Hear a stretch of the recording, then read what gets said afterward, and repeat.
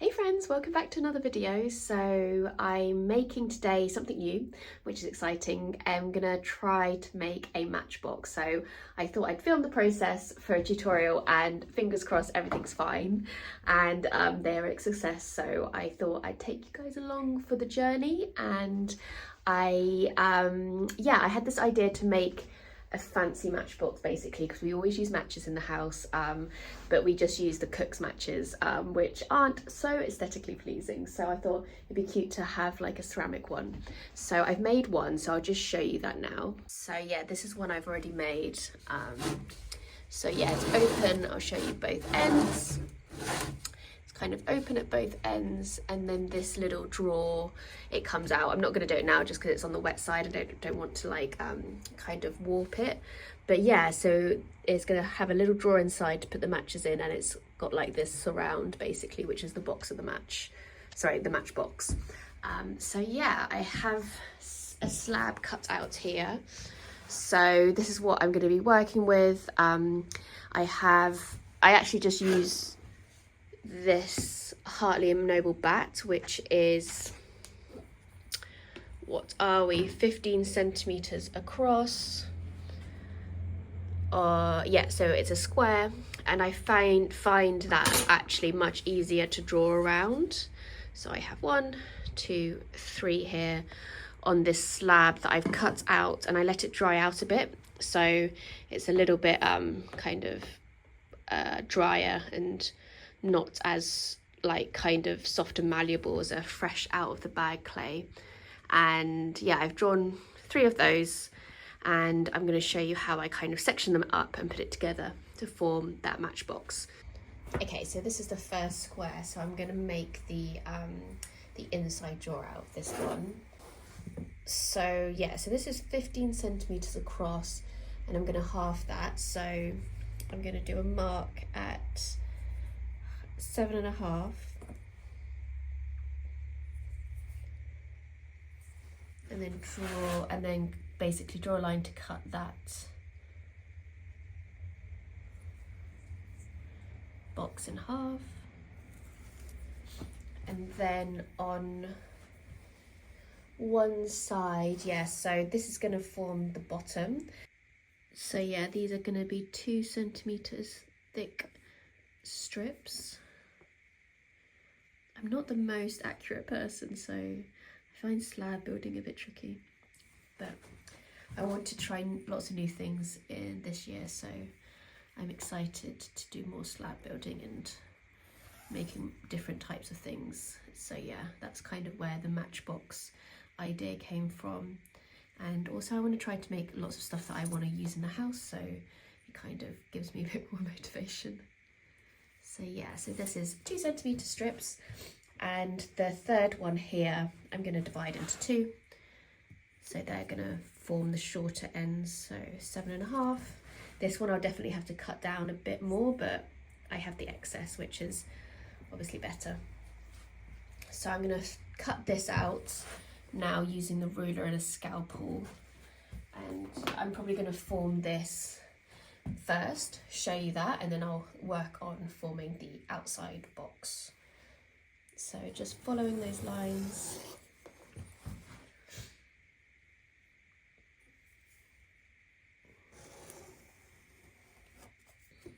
Of course you can cut this out obviously all in one go if you wanted, but I find I get a little bit confused if I cut out lots of different like squares. So I like to do it in sections. So I'm just going to do the inside one first, get that done, and then move on to the outside.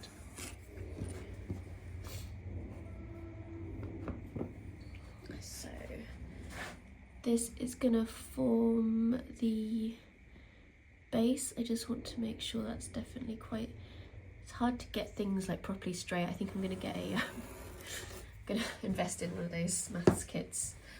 So yeah, that's going to form the base. I'm going to set that aside, and then again, so these are going to form the sides.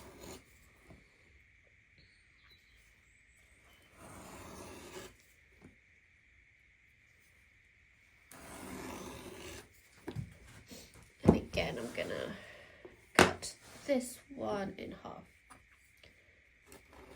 Nice. Yeah, so the thickness of this slab that I cut, where's my ruler? Oh yeah.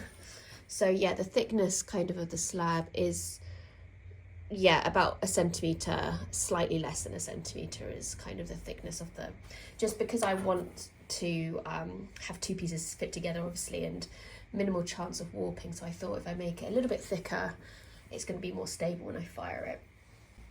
Sometimes I pat down the edges because obviously when I cut sometimes it's not dead straight, so just trying to make those edges as straight as possible. And then so the idea is that these are going to come up here to form the sides of the drawer, and then these are going to sit inside, so that's why I need to cut off some excess for those. So what I normally do is just position the sides just so that they're lined up all the way down. They're like totally straight, because they can bend a little bit, like in the middle they can kind of like bend out, so I just want to make sure they're as straight as possible. And now I'm gonna kind of mark on this bit here kind of where they meet, but just a little bit extra just in case I cut too much. And then I'm just gonna cut those ends off.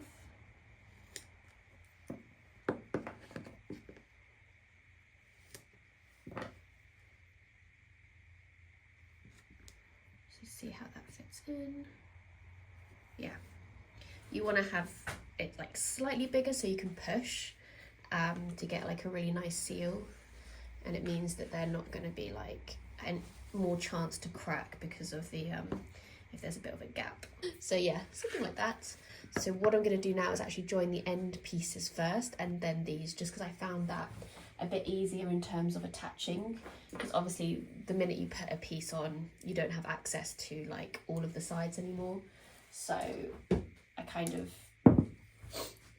aim to get them a little bit in the middle. So I'm just going to score the end part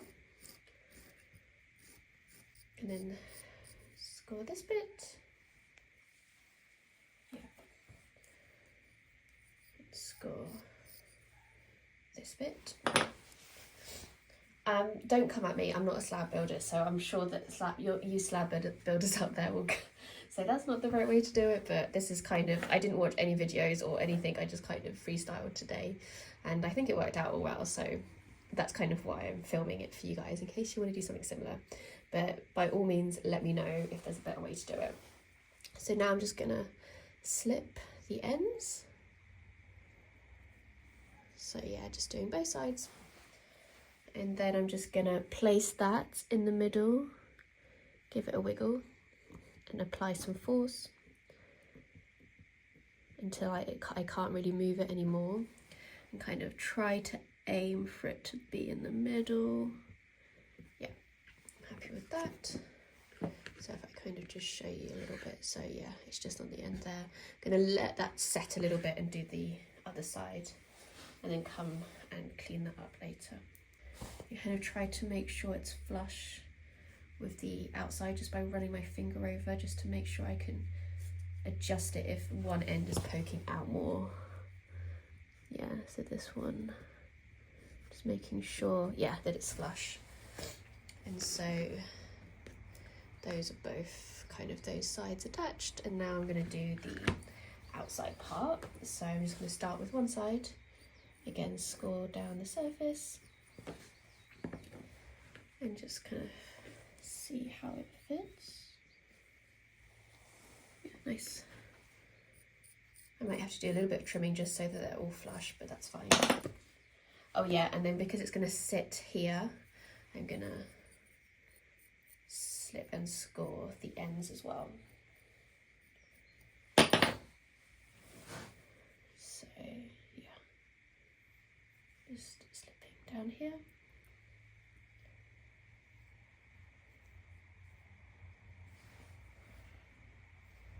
And then the bottom, sorry, slipping the bottom, and I did the inside end as well. So I'm going to place that there. Again, applying some pressure Giving a bit of a wiggle on both ends. This one's just a tiny bit too long, so I'm gonna make sure. Oh no, I think it's okay. I think I just didn't have it flush on the end, so yeah. And then again, kind of running my finger along just to make sure that that's sitting flush and straight with the side. So that's looking good. So now I'm going to come and just really enforce that join. So starting with the ends first probably. So I'm just going to smooth over with this kind of, so mud tools, kind of potter's knife I guess. I kind of use this a lot actually for when I attach handles and do any slab building. Compared to a wooden one, it has like a bit of a sharper point. I quite like it. So yeah, just smoothing that end over. You can also use a rib as well. And then I'm just going to clean up those edges. So just cleaning up in case anything has gone down to the edge. And then just give that a bit of a pat on that side. Do the same for this end. Because obviously these ends are going to be visible, so I want to make sure that they're really nice. Just pat that down as well. Kind of just squares off that just so it's flush. We just take a sponge over just to smooth over it.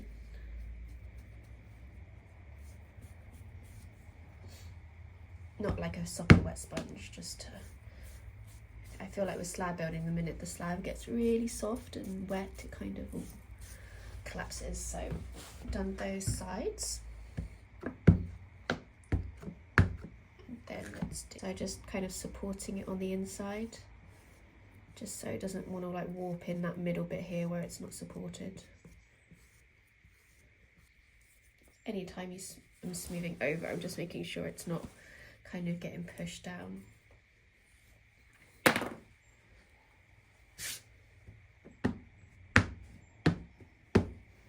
same on this side.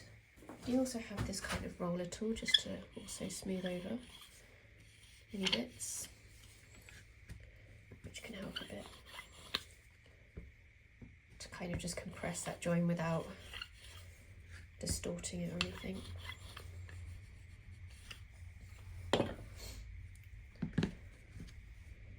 So now just squaring everything off. Okay.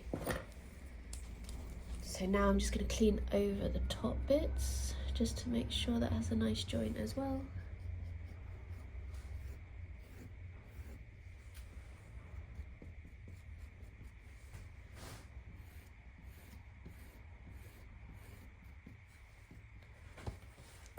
Again, I might just tap that.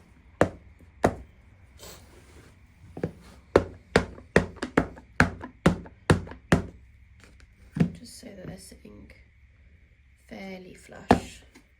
And then now with the inside join, I actually just use, you can use like a wooden knife, potter's knife. I actually just use the end of this diamond core tool. Just find it kind of gets in there quite nicely.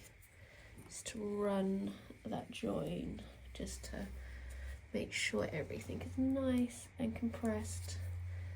And just run it up the corners as well.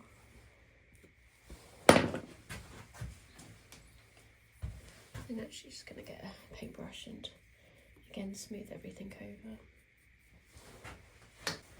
So that is the drawer. So now we're making the outside box. I've got 2 squares compared to the 1 square for the inside. And then so it's going to form the top and the bottom, but I need a strip for the sides as well. So I only need 2 strips of the side because the other sides are going to be open. So 2 sides will be open, 2 sides closed with a wall. So I'm just going to measure. I'll have to do a bit of cutting down, but just for now I'm going to measure 4 centimeters in.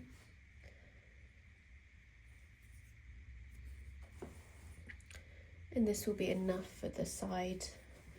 It probably is going to be too much, and then the kind of the base might be a bit too much, but I'd rather have more kind of clay that I can cut down than having less. Like if I made it exact, maybe my measurement might be slightly off or something like that. So I'm going to cut this out. So I've just done one, and then I'm doing exactly the same for the other side. So I'm going to now just cut that out.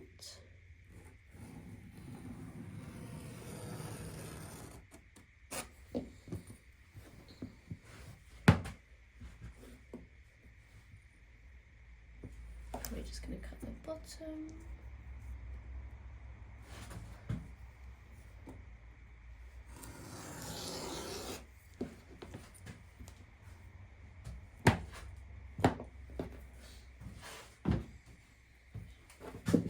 And just cut that side panel. And I'm doing exactly the same, just off screen so you can't see it. We have side, side, bottom and top. Okay. So what I'm going to do is just see how it all looks. So the idea is, yeah, sides, sides, top. And then I'm going to get the drawer and put it in and see. So you can kind of see here, the drawer, we have quite a big gap. So I think I just want the gap to be, so if we look on the other one, yeah, it's quite a small gap. It's actually probably less than ½ centimetre around, whereas this one is about, yeah, you're getting on for about 1 centimetre. So I'm gonna kind of cut down maybe ½ centimetre off the sides and see again. So I'm just going to do that, and I'll come back and show you the difference. So now I've trimmed a bit of the excess off. You can see that it's a snugger fit. So I've just trimmed like these strips off basically until it kind of has a bit of a kind of gap everywhere in case it does warp and change shape, but it's still kind of not too big that it's going to like rattle in there. So yeah, now I'm going to just attach everything on the outside. This clay feels a little bit on the softer side, so I might just let the top firm up before I attach it, just so it doesn't kind of dip down. So if I decide to do that, I'll just show you kind of afterwards, but it's all the same kind of process of slipping and scoring. So yeah, giving it a bit of a wiggle, and again applying some force. Make sure it has good contact. And again, just making sure they're straight.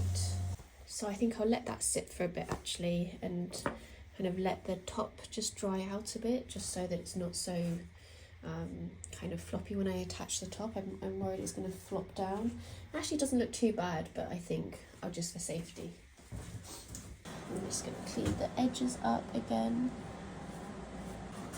I do exactly the same way I did it for the other piece. And then I'm just going to do the same, just join that end.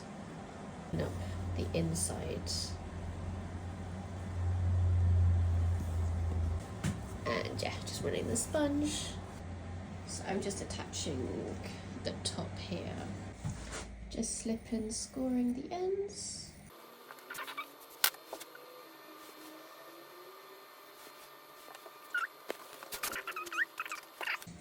And I'm just going to let that sit. So yeah, that's the kind of the sides there. I'm going to let that sit, clean that all up, and then yeah, I'll come back at the next step. So I'm just got these out of the kiln. These have all been bisque, these little cute matchboxes, and I've actually already waxed. So I've already waxed this side and then also this side, so it means I can dip the whole thing in glaze and I'll just fire it on one of the sides. Whereas this one, which I'm going to glaze the surface of this, I've just waxed one side, which is going to be the bottom, and then for these actually I've waxed the this part, and I'm going to fire them upside down, which I just kind of wanted the bottom to be glazed so that when it goes in it has a nice slip to kind of the drawer that's going to come out. So yeah, I'm going to go ahead and glaze those now. So yeah, so I just wanted to show you the matchbox that has been glazed. So yeah, like I said, I waxed this part, so I'm actually going to fire this upside down, and then I've just done two colours. So the inside pinker colour is going to be this kind of, it's called kimchi, it's a spectrum floating glaze, but it kind of comes out like that, and I thought that would look nice paired with this kind of greyish light yellow, I don't know how you call this, it's called celadon, on the outside, that I kind of wanted to try to make look like clouds, but also giving the matchbox a bit of a border as well. So yeah, I'm gonna see how that turns out. I'll show you once it's out the kiln. So I just wanted to show the matchboxes all finished up. I forgot to film them when I got them out of the kiln, so we're in the study area. So this is where I bring all of my collection in to like pack up after we have a website sale. So these are the finished matchboxes. So I just wanted to show you them before we package them up. And yeah, I really love how they turned out. So this was the one I decorated with underglaze, and then the drawer slides out like that, and this one is actually reversible, so you can have it this way up if you prefer, or you can switch it up kind of from time to time. And I'm going to replace this before I send it out, but I've put a little kind of a strip of the match striker paper on the side, so this is something that you can then take off and replace once it's worn out. So the same for the other one. So this is the one I glazed, and then I've just added a bit of some gold luster for the moon and kind of sun design, and again has a little drawer that comes out. And I've glazed these kind of upside down so that they're all glazed, but this bit is raw clay, so I've actually had it in the kiln kind of like that. And then this one isn't reversible because I've glazed kind of everywhere, so that's kind of unglazed, and that's how it was sitting in the kiln with the glaze on top. So I hope you enjoyed this video and how the matchboxes turn out. Let me know if you give them a go yourself. I'm definitely going to make them in the future. These are really popular, so I'm excited to add some different designs for future collections and maybe refine them a little bit, make them a bit less chunky, but I have a few ideas, so I'll probably update you in future videos on that if I do kind of make any additions to them. But yeah, that's it. Until the next video, bye!